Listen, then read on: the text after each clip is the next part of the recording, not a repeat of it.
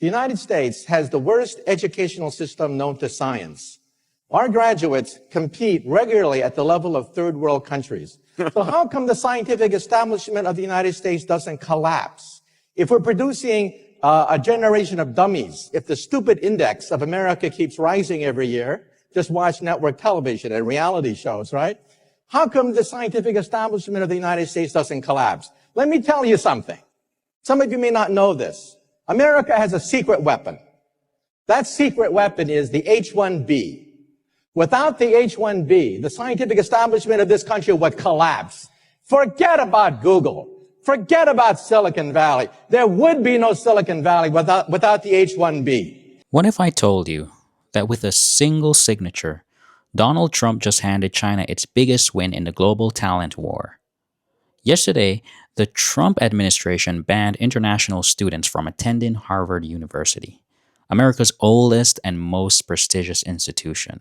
Over 6,000 students, many of them Chinese, now face a devastating choice: find another school or leave the country.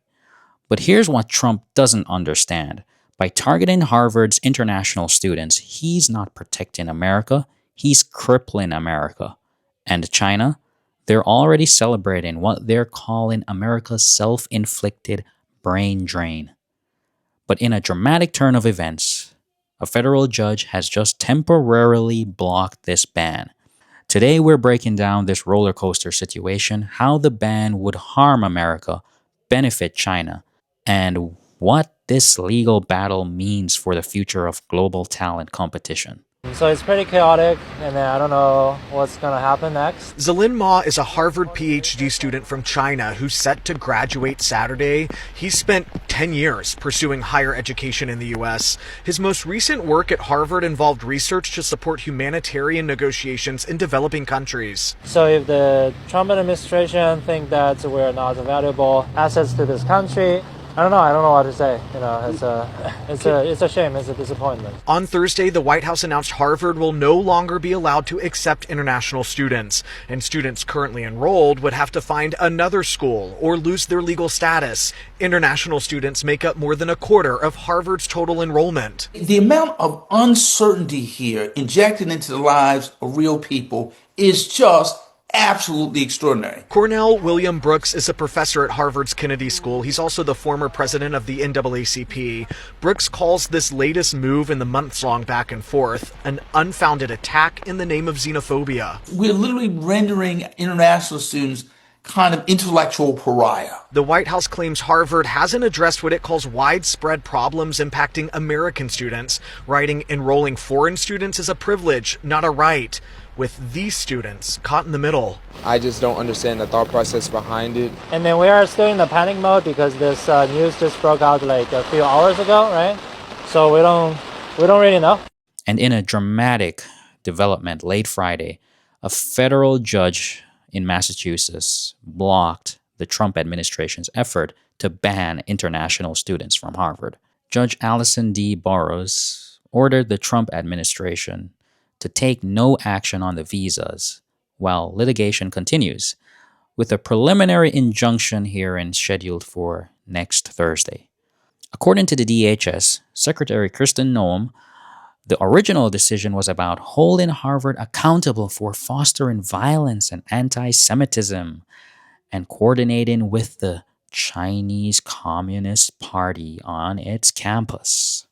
The DHS statement included claims about Harvard's ties to Chinese institutions, allegedly linked to military research.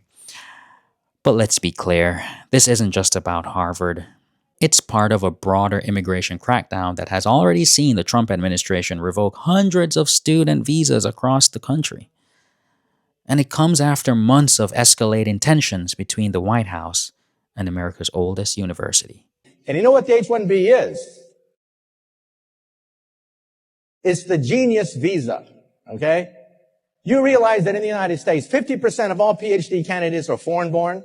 At my system, one of the biggest in the United States, 100% of the PhD candidates are foreign-born.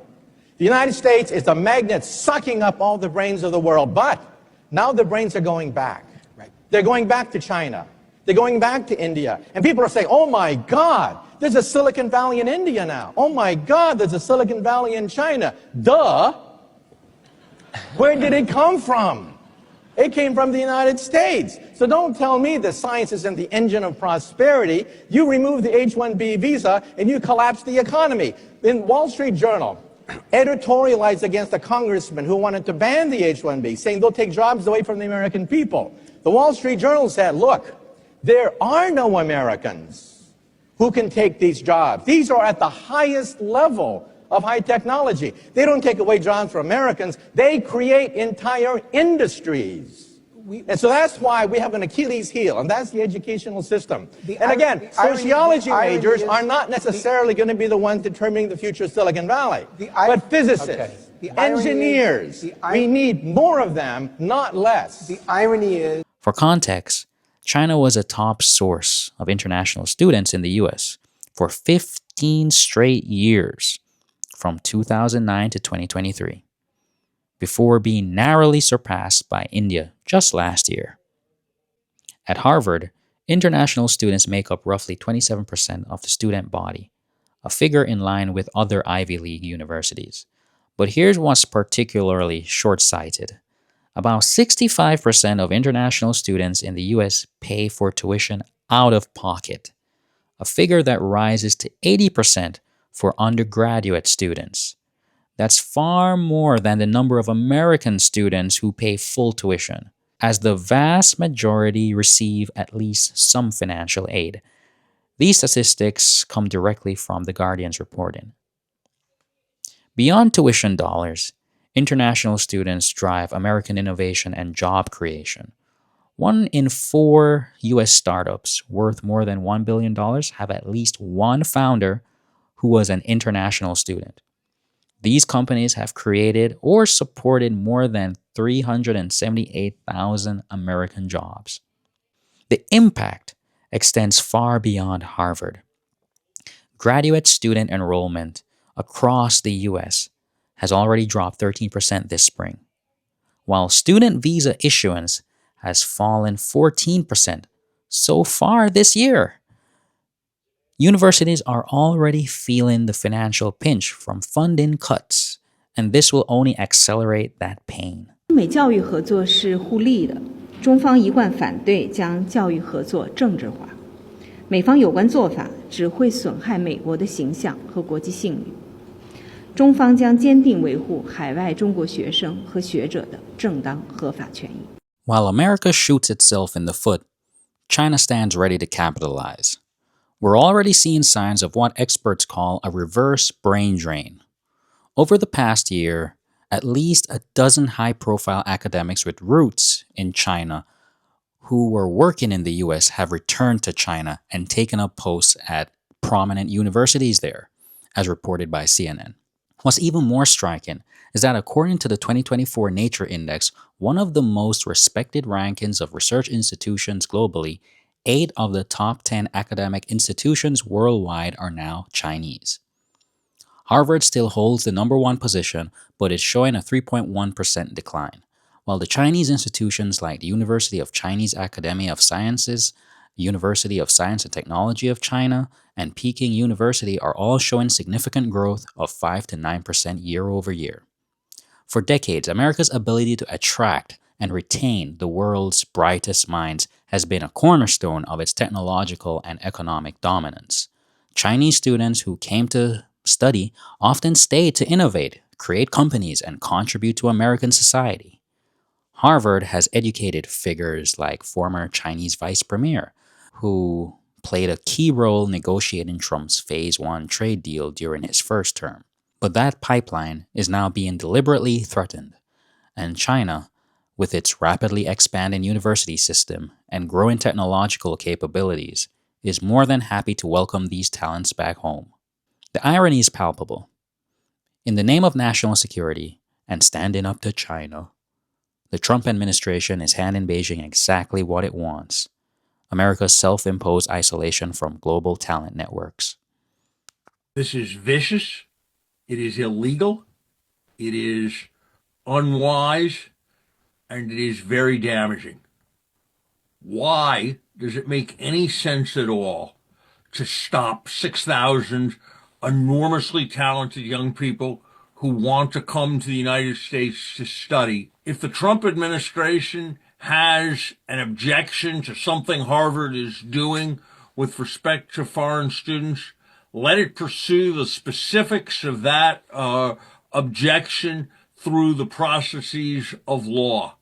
But simply throwing 6,000 students out and denying the many thousands of students abroad who have dreamed of coming to study at Harvard that opportunity because they're angry about a fight on other issues, that is not the way we do things in a democratic country like the United States. The Trump administration's attempt to bar Harvard from enrolling international students isn't just cruel to the thousands of students whose lives have been thrown into chaos. It's a strategic blunder that weakens America's competitive edge while strengthening China's position in the global talent war. While a federal judge has temporarily blocked the ban, the battle is far from over. A preliminary injunction hearing is scheduled for next Thursday, and the administration has shown no signs of backing down. For centuries, America's greatest strength has been its ability to attract the world's brightest minds and integrate them into its society and economy. That openness, not isolation, is what made America universities, companies, and research institutions the envy of the world.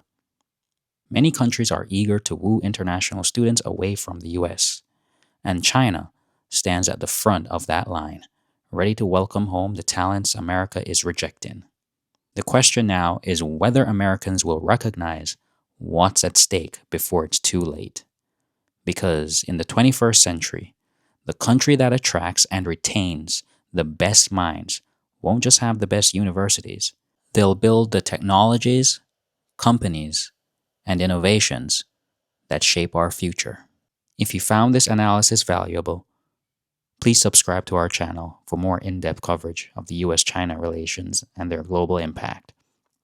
And share your thoughts in the comments below.